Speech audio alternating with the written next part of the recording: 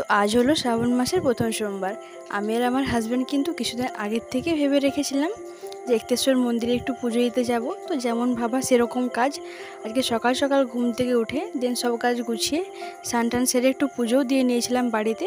তারপর তো আমি আর আমার হাজব্যান্ড দুজনেই আজকে একসাথে রেডি হয়ে গিয়েছিলাম।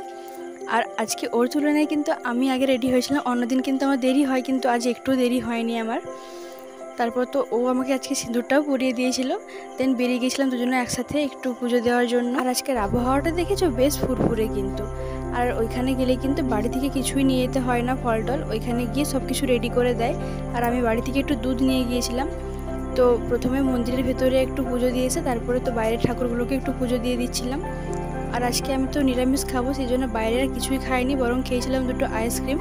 আইসক্রিম আমার খুব একটা খাওয়া চলে না, কিন্তু আজকে হাজব্যান্ডকে বলতে আমাকে দুটো আইসক্রিম কিনে দিয়েছিল। তারপর তো আইসক্রিম খেতে খেতে চলে এলাম বাড়িটা।